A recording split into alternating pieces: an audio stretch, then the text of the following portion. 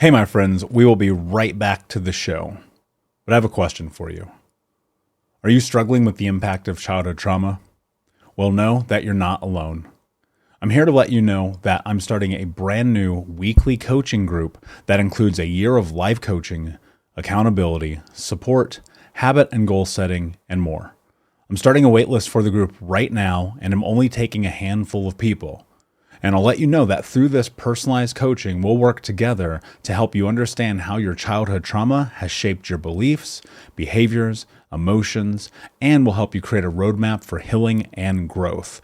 Right now, you can schedule an absolutely free coaching session with me and get put on the wait list if you go to thinkunbroken.com. My friends, it's your time to turn your trauma into triumph, breakdowns into breakthroughs, and become the hero of your own story. And I'm here to support you in doing that. Just go to thinkunbroken.com to register for a free coaching call with me and to get put on the wait list for the brand new weekly coaching program. Hey, my friends, we will be right back to the show. But I have a question for you. Are you struggling with the impact of childhood trauma? Well, know that you're not alone. I'm here to let you know that I'm starting a brand new weekly coaching group that includes a year of life coaching, accountability, support, habit and goal setting, and more. I'm starting a waitlist for the group right now, and I'm only taking a handful of people. And I'll let you know that through this personalized coaching, we'll work together to help you understand how your childhood trauma has shaped your beliefs, behaviors, emotions, and will help you create a roadmap for healing and growth. Right now, you can schedule an absolutely free coaching session with me and get put on the wait list if you go to thinkunbroken.com. My friends, it's your time to turn your trauma into triumph, breakdowns into breakthroughs, and become the hero of your own story. And I'm here to support you in doing that. Just go to thinkunbroken.com to register for a free coaching call with me and to get put on the wait list for the brand new weekly coaching program. We'll be right back to the show. But before we do, I want to tell you about today's sponsor, factormeals.com, where if you go to factormeals.com/unbroken50 and use the code unbroken50, you can get 50% off your first order. That's factormeals.com/unbroken50. If you're like me and you are a person who is busy trying to create a life, heal, work on their health, wealth, and relationships, and not to mention deal with the day-to-days of normal life, you do not have time to be going to the grocery store and trying to figure out what you're going to cook every single day of the week. In fact, one time I did the math and I realized I was spending over 15 hours a week at the grocery store and cooking. When I added Factor, I got to use that time for myself, for my family, for my friends, for my community, and for my business. And so if you're in the place where you need some more support in the kitchen, head to factormeals.com/unbroken50 and use the code unbroken50 to get 50% off. Hey, my friends, we will be right back to the show. But I have a question for you. Are you struggling with the impact of childhood trauma? Well, know that you're not alone. I'm here to let you know that I'm starting a brand new weekly coaching group that includes a year of life coaching, accountability, support, habit and goal setting, and more. I'm starting a waitlist for the group right now, and I'm only taking a handful of people. And I'll let you know that through this personalized coaching, we'll work together to help you understand how your childhood trauma has shaped your beliefs, behaviors, emotions, and will help you create a roadmap for healing and growth. Right now, you can schedule an absolutely free coaching session with me and get put on the wait list if you go to thinkunbroken.com.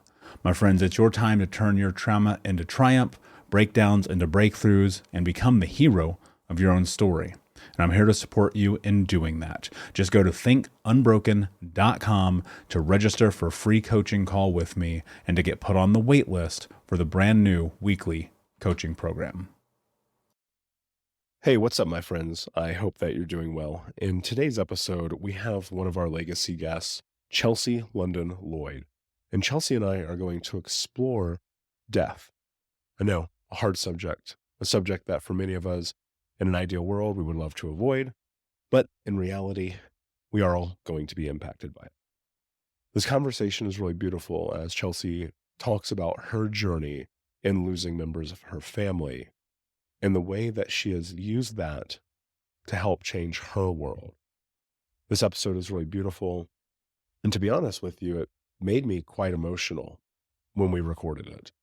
And listening back to it over the course of the last couple of days reminded me how beautiful it is to have people in the world who want to create work that helps change the world.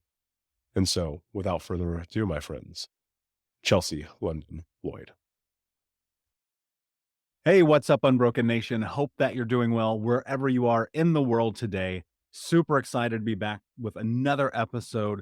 Today, my guest is Chelsea London Lloyd, who is a comedian and grief activist who uses humor to help people cope with their pain, which I am a huge proponent of. Chelsea, my friend, how are you today? What is going on in your world? Great intro. No stuttering, doing it live, making it work. Love that. I'm good. I'm excited to do that without any editing. I feel like I'm up to a challenge. I feel like this is like podcast plus. Like this is like podcast with like a little boom, like a little extra thing going on. So I'm into that. Yeah, bring your A game.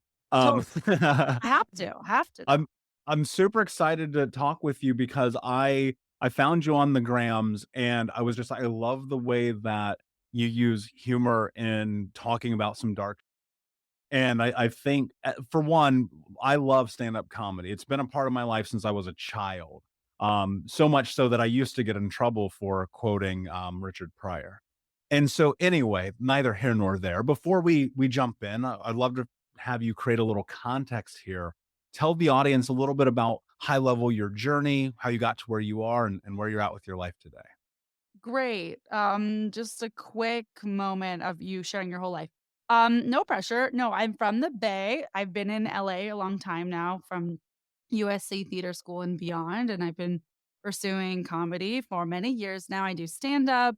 A couple shows I've done as an actress are Barry and Schooled on ABC, and then certainly have a lot of tales about the things that I almost was on and then wasn't, and the whiplash of what that looks like. And I host the comedic grief podcast, Dying of Laughter, where every week we interview comedians and wellness experts about the losses of their parents and siblings. So I'm super excited to speak with you on my show soon enough. And I'm also volunteering as a grief counselor and mentoring a 9-year-old through her grief in a one on one mentorship program. And I just got back from a week-long grief camp where I was grief counseling there. So I have the comedy aspect of my life, the grief aspect of my life, very different things. And then the podcast is the intersection, but happy to talk about both, neither, all of them, none of them, all of the things. Yeah. Well, if we talked about none, then the show would be over. It's over. Goodbye. Thank you so much for having me. This was truly a blast. We appreciate you. I think that where I'd like to start, because I believe that it's very important, is to look at and discuss and talk about what grief actually is and means.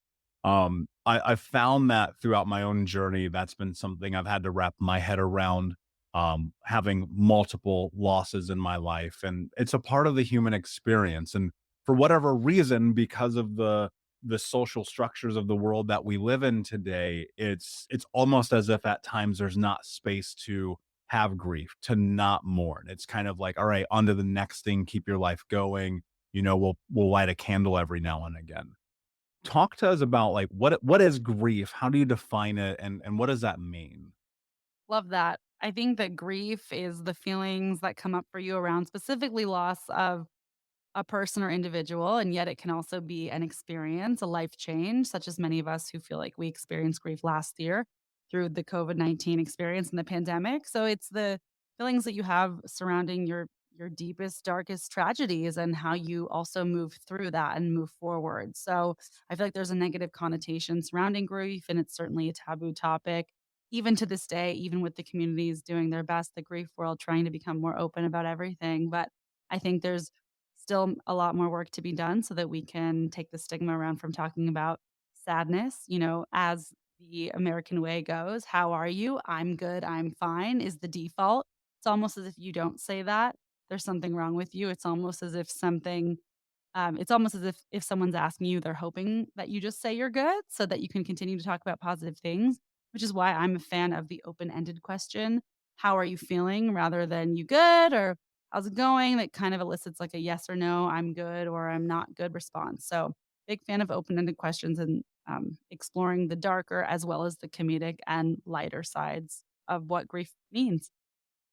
Yeah. Why do you think this is something I had a hard time wrapping my head around until I really kind of dove into understanding, I guess, social structures a little bit more in depth. But to peg it, if you could, why do you think that there is such a oh my gosh, the word that I wanna use here is like a dismay for the idea that grief or sadness is acceptable.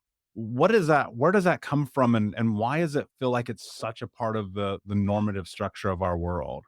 To default to the positive, you mean? Like, why do we go to I'm fine? Yeah, Yeah. why is sadness just, like, disallowed?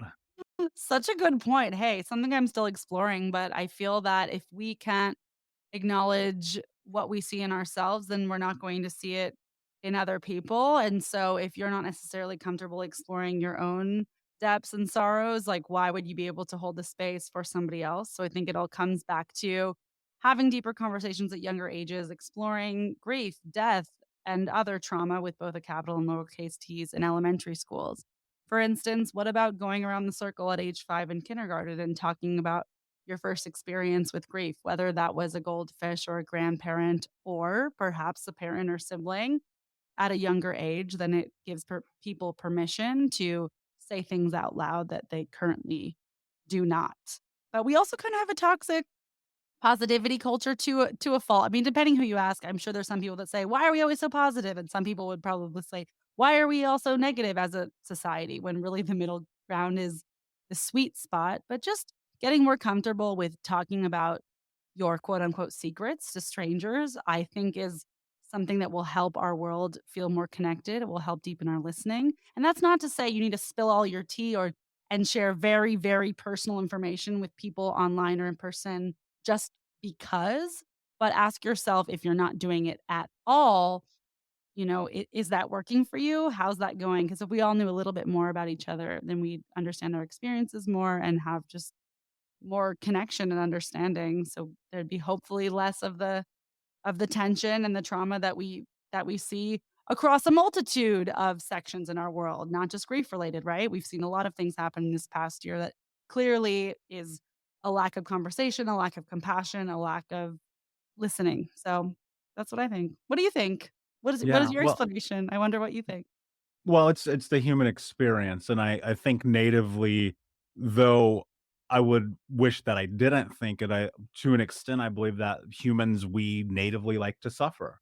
Mm, I think there's something about that that is ingrained in us where we go, "It just should suck all the time," and I'm like, "I don't know if that's necessarily true," and so, I think that a huge part of it, which you did touch base on, is the fact that we're not having the open conversation around these things. There's no safety in talking about it, and you have these experiences when you're young and there's death that is around you, and people go either A, like, "Okay, it's fine for a day and a half, eat this casserole, let's move on," or you have the opposite of it where you just never talk about it, and my experience was very much that, the murders of my best friends, the death of my mother, my grandmother, like, just things I never talked about, and so, one thing that I'm curious about because I know that often, and I've been listening to this idea and this concept within myself after hearing it for a while that we often either teach or support the things that we needed to learn. And I find that to be more so true every day. What was your experience to get to the place you are right now in terms of loss and grief in your life? yeah. I mean, I can talk about why I started the podcast and everything. And yeah, thank you for sharing your own experiences. I'm looking forward to hearing more of those stories there when we do my show because I know you've been through a lot as well. And it's also not about comparing experiences, but just like hearts up for the grief squad. Not that we want to be in it, but here we are. It makes it a little better to know that other people are in it too. But yeah, in third grade, my parents were diagnosed with ALS and breast cancer. And previously, my dad had actually had symptoms for 3 or 4 years. So they think that, he probably had it closer to when I was 4. And just having the official diagnoses within that year, my sister was 6 and I was 8. I remember them talking to us about hard subjects very young.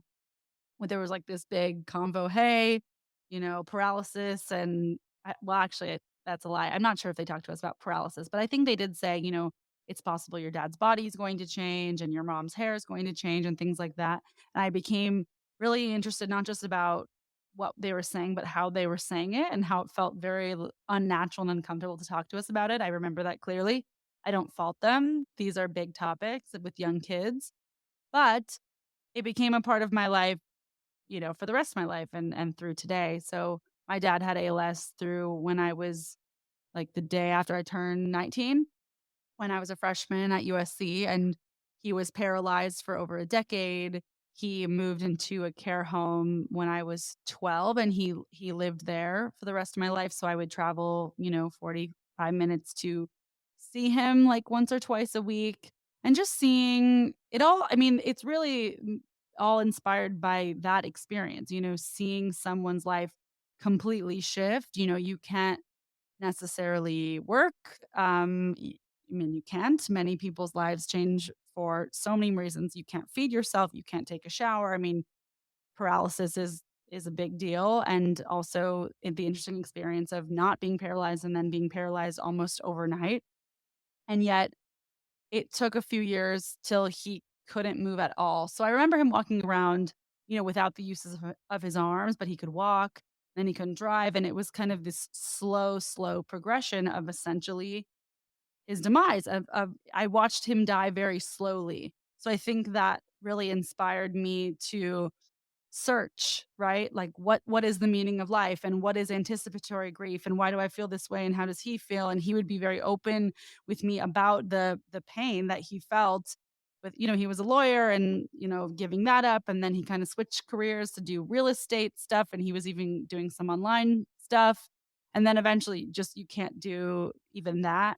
And he wrote a book about his life with his fingers and then with his toes for a while, and then he verbally communicated and someone else typed for a while, and then he lost his voice. So to be trapped inside your own body, I think, is one of the most tragic experiences that a human can endure. I am biased for having seen it, and yet even I, having seen it, cannot fully imagine it. But yeah, your brain is not affected with ALS, so you're completely intact, and yet you cannot communicate. And we're talking, you can't scratch your face, you can't blink an eye, you can't change the channel. Imagine being completely reliant on other human beings, especially if you're like the type of person who doesn't want to ask for help, which he wasn't, which I think a lot of us might be able to relate to that. So I said goodbye to him many times. I remember being pulled from school, this surgery is unlikely to have positive results. So say anything you want to say. And then he would survive. And that was great. And yet also confusing.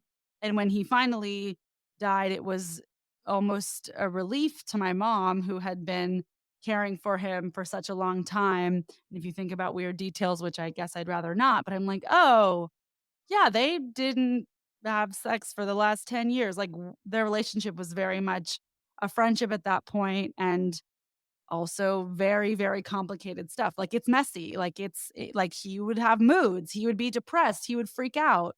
He had anxiety medication because of the anxiety you're feeling of not being able to work out or physically exert your body or exert your feelings. So that is the main inspiration as to why I became curious with death. There were other things along the way of having lost all of my grandparents by 15. And I also lost a cousin when I was 4 and she was 9. And I mean, I will never forget that. So I've had a lot of things along the way, and my dad was the main one. And then I'll wrap up in a second. I know this is a bit of a tangent, but then my mom's breast cancer came back stage 4 metastatic, a few years after my dad died, which she will then combat that for the rest of her life. So when my second parent was diagnosed with a terminal illness, I figured I have to do something about this. This has come into my life either for a reason or it hasn't. I don't know what I believe, but either way, I felt that it affected me enough to want to explore it further, and that's what I'm doing now.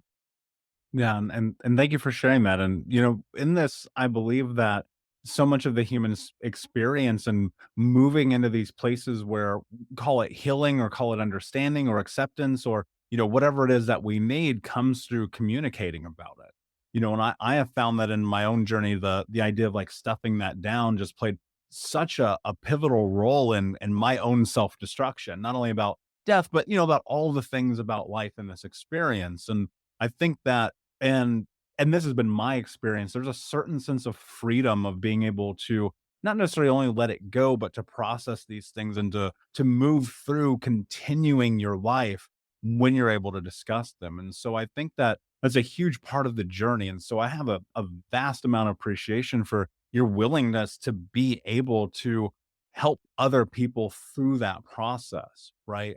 Mhm. I don't know how else. The way I think about it is this: I believe we have a moral obligation to help people if we feel a calling to do so. If you Mhm. don't, fine, like whatever, you don't have to do about anything. Like that's not how the world works. But if you feel it within you, I think that there's a lot of beauty in going towards it. One of the things that I really love about the aspect that you take in changing the conversation about this is stepping into it with laughter, and the idea that comedy, in whatever context it is allowed to exist within this dark space. Where does that come from for you? What is it that you were just one day like, "You know what? Actually, maybe this could be funny in some weird way," right? Right? Well, thank you for saying all of that. I think it went back to the time of, being in elementary school with, like, a paralyzed dad and a mom with a bald head. Like, it's not funny, but it is. Like, they just physically looked so different than other people's parents. You have to start laughing at some point. I think I started laughing around then. Of course, I was very affected, and it's not funny all the time, but I think realizing at a young age, like, this is already bizarre, and comedic if you choose to see it that way. B, using laughter was a way that I felt I could make adults feel comfortable. I think that a lot of people looked at me like, "Hi, how are you feeling? How's it going?" People don't know what to say to young kids in this situation. So if I were to make a joke, if I were to infuse humor into the situation, then we felt okay. And I learned that pretty early on. I was also acting at a young age and doing musical theater at the time, 3 or 4 shows a year, and I was drawn to the comedic shows, the comedic roles. I think also because of my parents and their medical appointments, like, that was kinda like my daycare, my thing, so finding my people there, as well as along with just realizing that I have to tell jokes to make people feel okay, which, as a lot of comedians do, self-deprecation can be to a fault. You wanna make sure you're processing your emotions in a safe way at some point besides just putting yourself down. Like I always say, my stand-up and my sessions in therapy are the exact same thing through a different lens. I'm processing the exact same things, but in stand-up, I'm making fun of it, and in therapy, I'm exploring it. So I think we all have those 2 sides to ourselves. And also, for anyone who doesn't necessarily feel like they're resonating right now with the comedic lens on grief, I feel you, and I always say that comedy is tragedy plus time. That's a quote, I didn't come up with it, but it's true. The week, day, month after someone dies, there's not a lot of room for humor, and yet, depending on your situation, you might find yourself in a family who does crack jokes about it, or if you don't, you might wish that you had.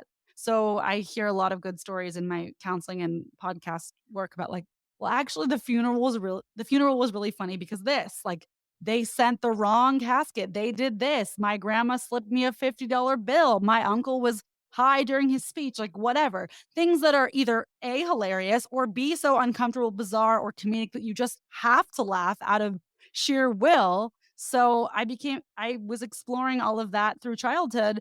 And then again, when my mom's terminal diagnosis came, and terminal is a word I don't like to throw out there out of fear or to be alarming, but for lack of better words, she received her diagnosis as to stage 4 breast cancer. She had first had it 17 years earlier. I mean, we were kind of, like, laughing out of disbelief. We're like, "Why is this happening again?" And also I was a little bit older, right? So I just thought, "This is so painful. What can I do to make it less painful?" And that was making jokes about it with my friends, to myself, in my stand-up. And through that, I've actually seen a shift in my mom, who is a lot more serious, I think over the years has kind of opened up, and she'll even make light of her own situation and mortality time to time, which of course is not for everyone. It's not about putting yourself in a position you don't wanna be, but it's about choosing to see things a different way. So that was the road that I took. Yeah, I love that, and I love what you said about, look, it may not be for you, right? I often in my own life have attributed a ton of humor to some of the darkest experiences of abuse that I've ever been a part of, and sometimes my people are like, "Yo, dude, that's, like, over the line," and I'm like, "But it's my life. I can say what I want about it," and so, Mhm. you're absolutely spot on. I don't know that it's necessarily for everyone, but, laughter is medicine, as they say, and I think that you can take that and you can take ownership over it, and it can help you, in my experience, really be able to process things in a way, because I feel like without the jokes to a lot of the darkness, and without the challenges of my own life of putting myself on stages and learning how to be a public speaker through comedy, I don't know if I could be talking to you right now. You know what I mean? And so Right. I think there's a lot of power in that. When you're in this and, like, you're like, okay, well, maybe something about this is alluring to me in some capacity. How do you kind of figure out the best way to handle grief in your life? Because while some people will hear this and go, "Yeah, okay, cool, I can entertain the idea of this comedy thing," other people are like, "This is the worst thing that's ever happened on planet Earth."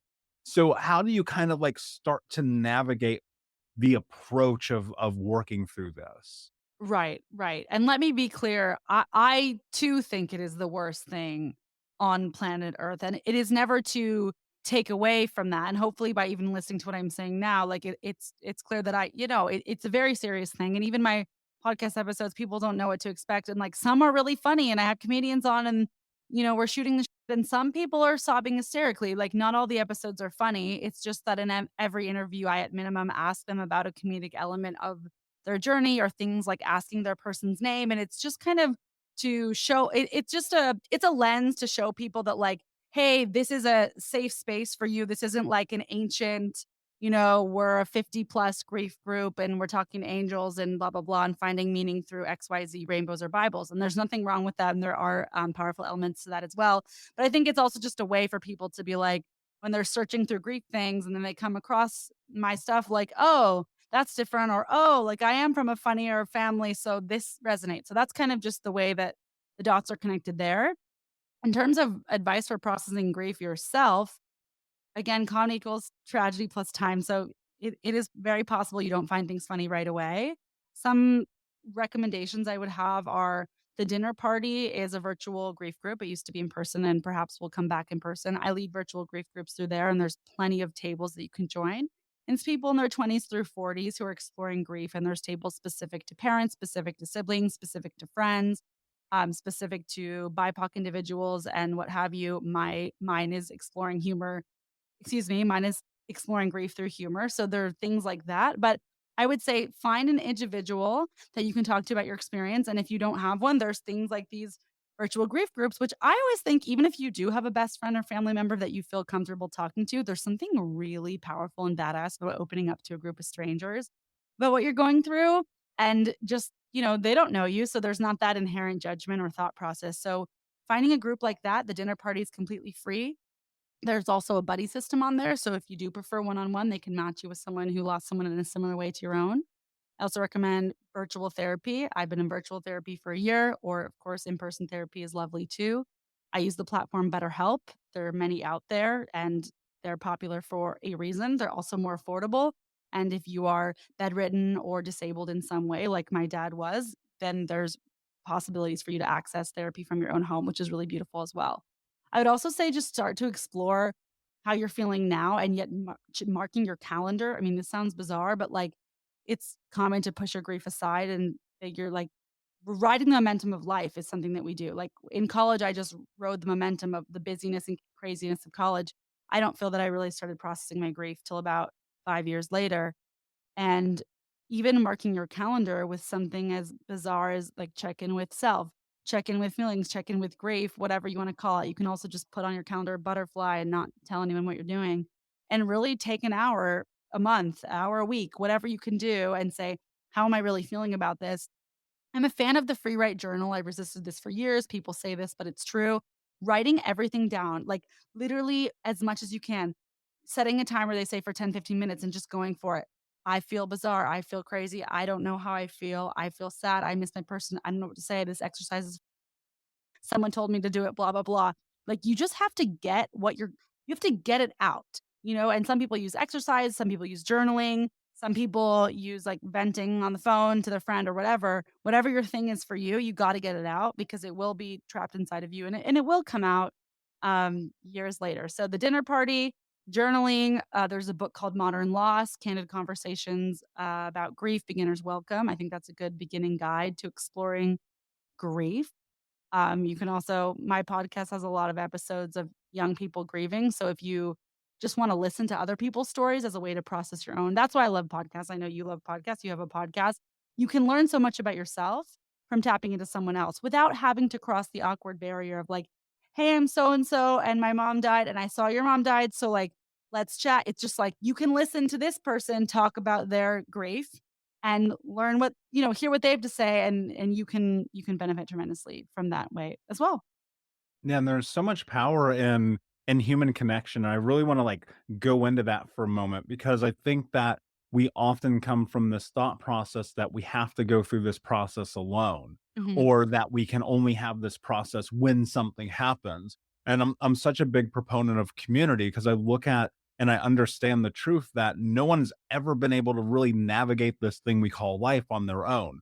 It's seemingly impossible. And so there is just a tremendous amount of value that comes from being in these groups. And I've shared with the Unbroken Nation before. I've been in SA and NA and AA and all the A's, and I've gone to all the things and done all the stuff and been in men's help group and men's supports group and, adult survivors of childhood trauma groups and all the groups, right? Just trying to make meaning and understand shit, like trying to figure out like what is going on. And I'll say this because I know there's people listening and they're going to be like, yeah, I've thought about that. I looked at the date, I wrote it down, I put it in my calendar, I drove there, I got in the parking lot, I didn't go in the door.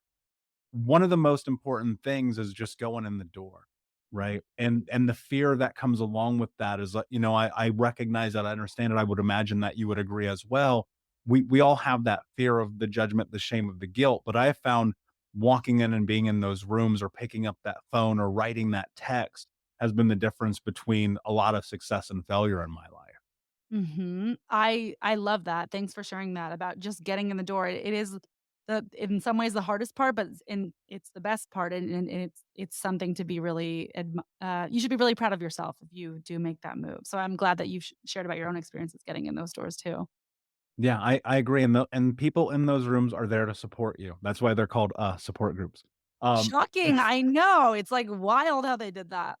it is, it is. So one of the things I'm curious about, and I have found that a lot of benefit comes from this idea of giving to people when you are at your lowest, Mm. giving to people when you're suffering, giving to people, to help them even while you're through the process of helping yourself.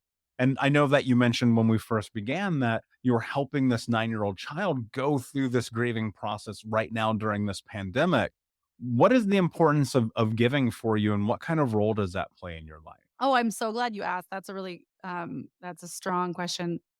Um, it's, like, so complicated, my mentor relationship in the best way, but I will just say wow, I have so much I could say about this. When you can't take any more, give.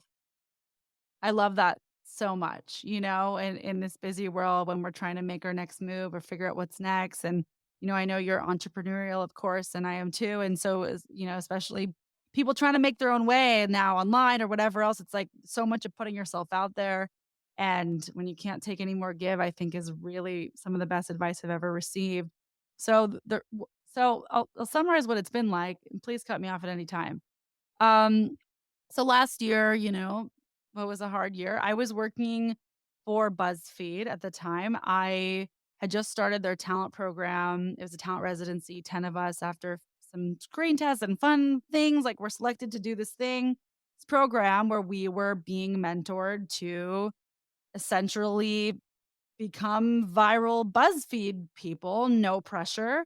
But I was so excited cuz like it was cool, right? I was like, "Wow, this is such a great opportunity," and everything that I'm doing, like, with grief, like, maybe BuzzFeed, like, who knows what can happen, but it was super exciting. Like, 2 days into that, everything closed, so we shifted to a virtual program.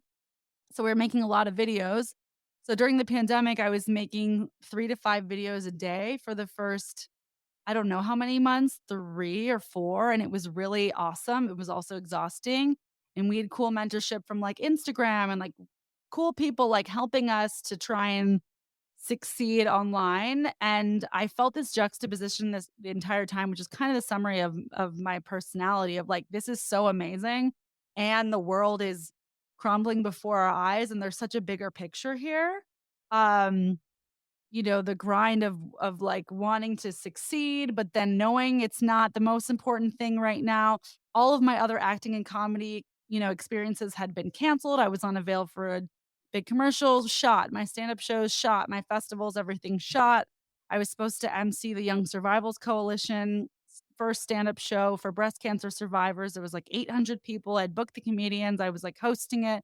It was so cool, and for a good cause, and the whole conference was canceled, like, all of these things was really challenging for me. My mental health took a big dive. It was kind of the worst I've ever felt, not about myself, I will say, but just about the world and kind of my place in it since my dad had died, which has been, 10, 11 years at this point. So, the first thing I did was get into therapy, so yay therapy, another plug for that. But I knew that there was more that I could do. And fast forward timeline, blah, blah, blah.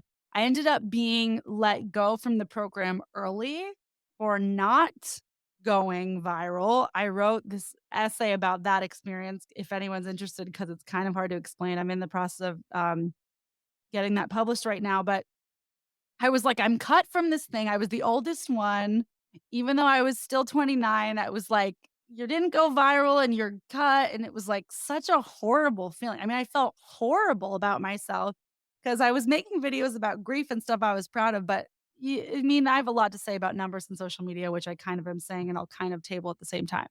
Okay, cut from the program. Then I ended up applying for a job at BuzzFeed as a producer.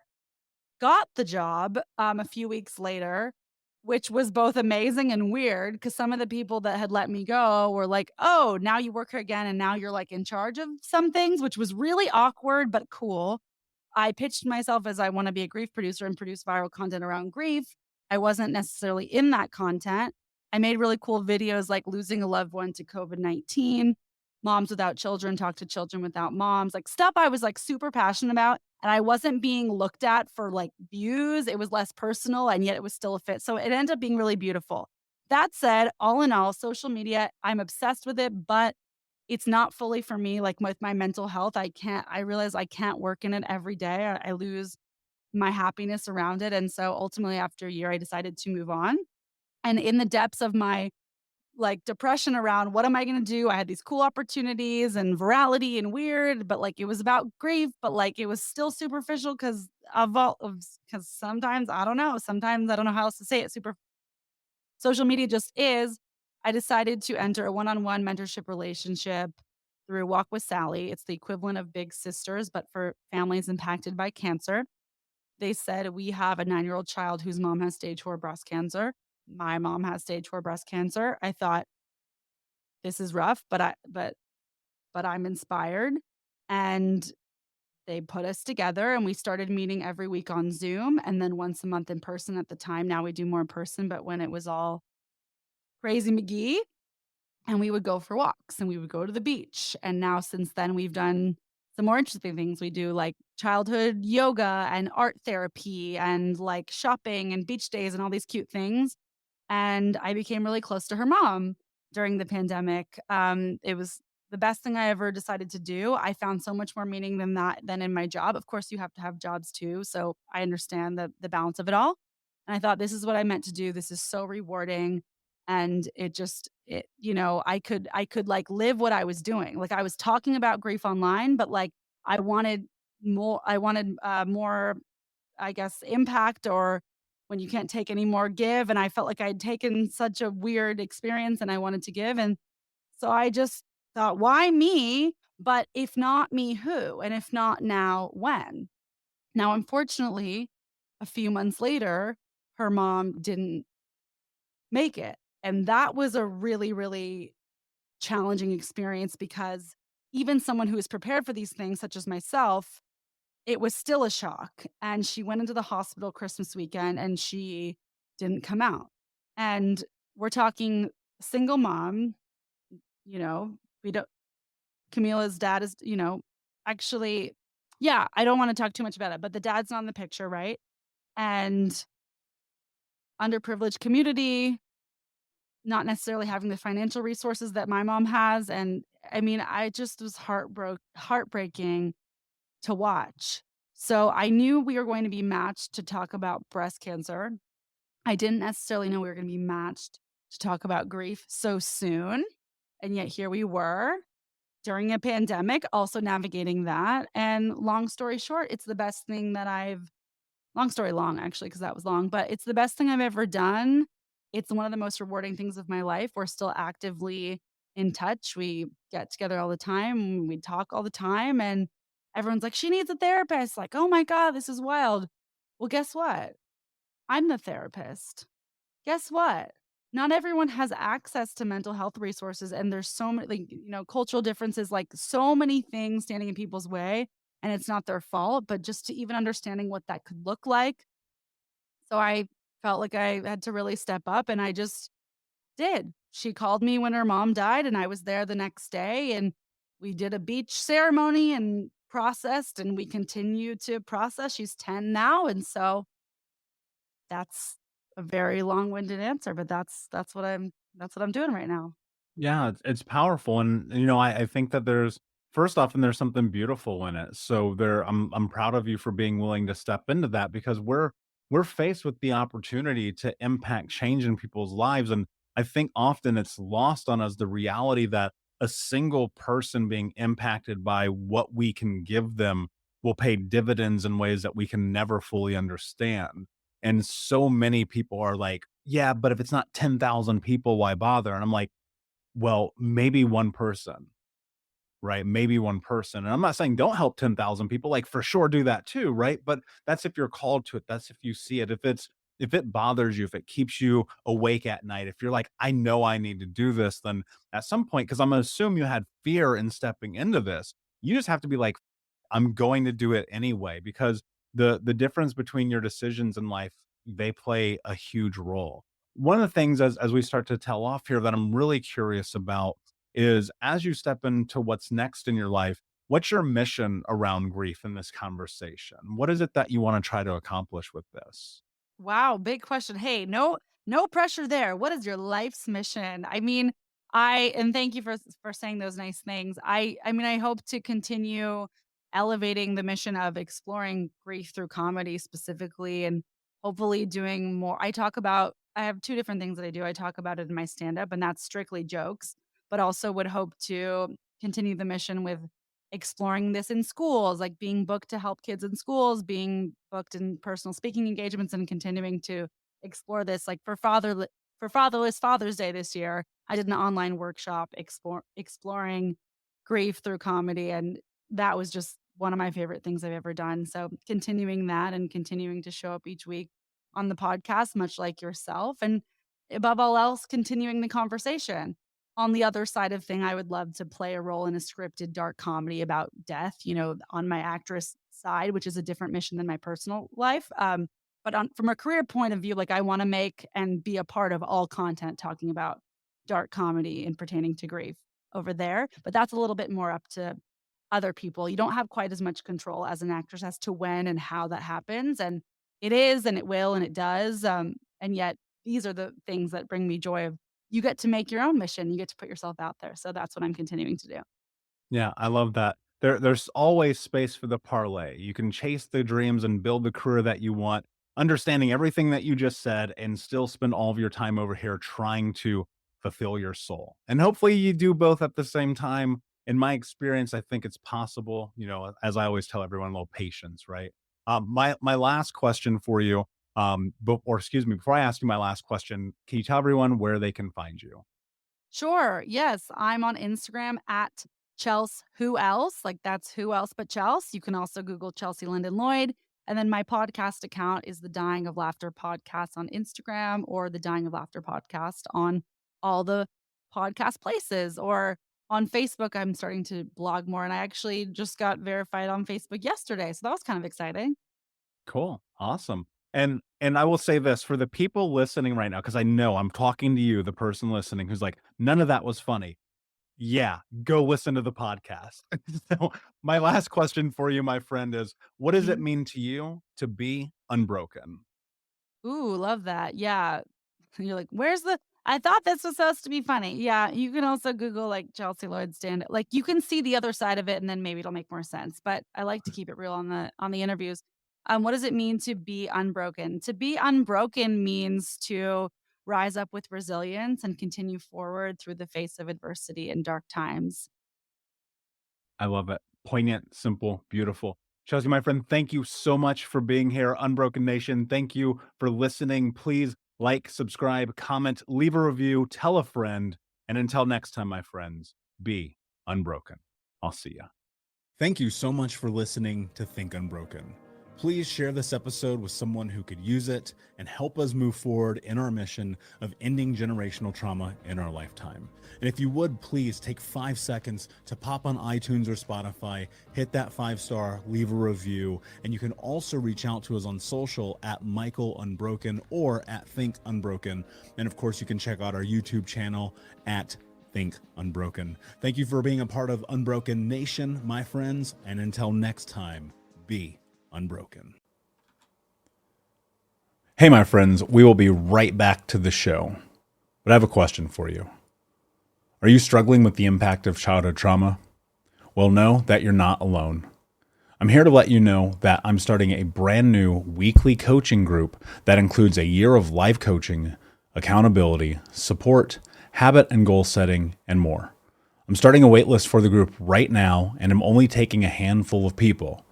And I'll let you know that through this personalized coaching, we'll work together to help you understand how your childhood trauma has shaped your beliefs, behaviors, emotions, and will help you create a roadmap for healing and growth. Right now, you can schedule an absolutely free coaching session with me and get put on the wait list if you go to thinkunbroken.com. My friends, it's your time to turn your trauma into triumph, breakdowns into breakthroughs, and become the hero of your own story. And I'm here to support you in doing that. Just go to thinkunbroken.com to register for a free coaching call with me and to get put on the wait list for the brand new weekly coaching program.